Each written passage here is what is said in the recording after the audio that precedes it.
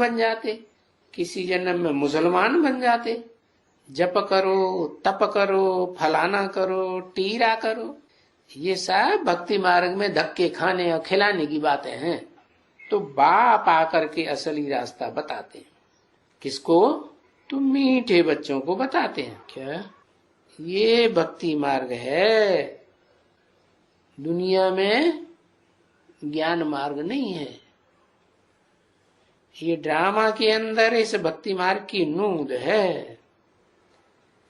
क्या कि आधा कल्प फिर भी ज्ञान मार्ग कहेंगे, क्योंकि आत्मिक स्थिति रहती है, ज्ञान का सार बुद्धि में समाया हुआ है। और आधा कल्प है भक्ति मार्ग, तेरे की नहीं, दुर्गति मार्ग। तो ये ड्रामा के अंदर इसकी नूंद है। फिर भी यही अंधेरा होगा या नहीं होगा? फिर अंधेरा होगा। कब होगा? फिर 2500 वर्ष के बाद यही अंधेरा होगा। फिर धक्के खाएंगे मंदिर में, मस्जिद में, मंदिरों में, तीर्थों में, टिकानों में, कहां कहां धक्के खाते। तो इस बात को मैंने पहले भी समझाया था।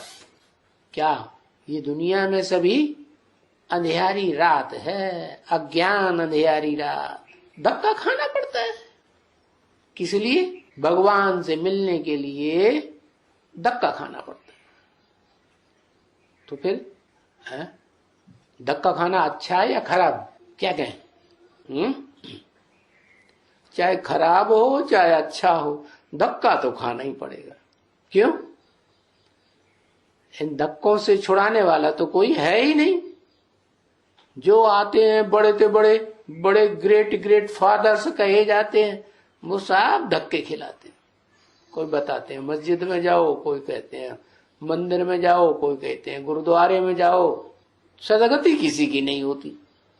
23/7/1967 की वाणी का 5वां पेज, रविवार।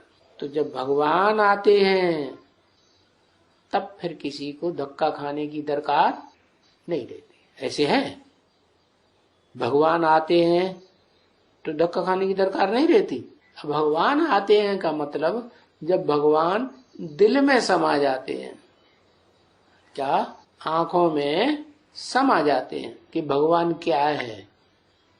इन आंखों से नहीं देखने में भगवान आता है, तो भगवान आके तीसरा नेत्र देते हैं। इसे तीसरे ज्ञान के नेत्र से पहचानो।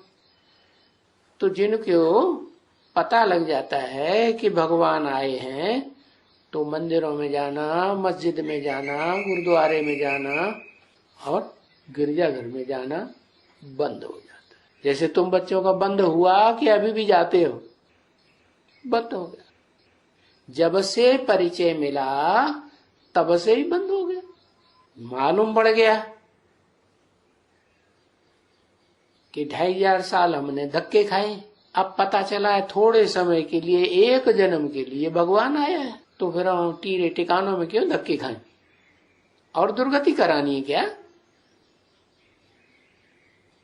तो अभी दरकार ही नहीं रहती है धक्के खाने की ना। मालूम हो गया ना कि बाबा कहाँ है।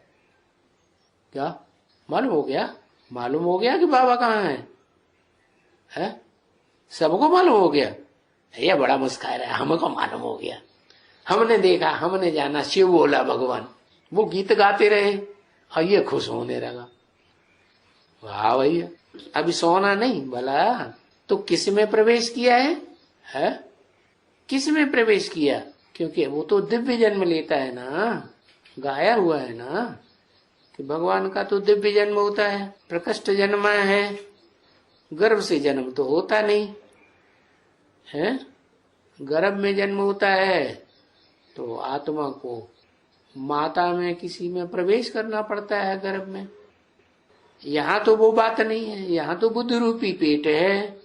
उस बुद्ध रूपी पेट में शिव बाप प्रवेश करते हैं। तो जो है उसका नाम क्या देते हैं?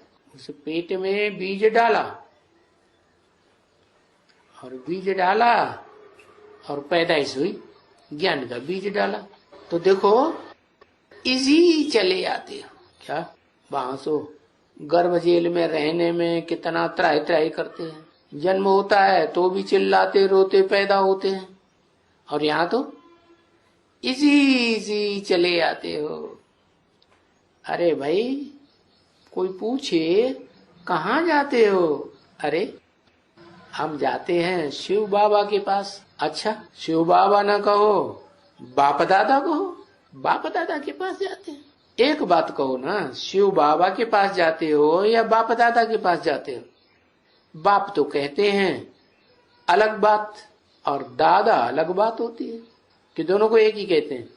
बाप कहते हैं जो जन्म देता है उसे कहते हैं बाप, और जो बड़ा भाई होता है उसे कहते हैं दादा।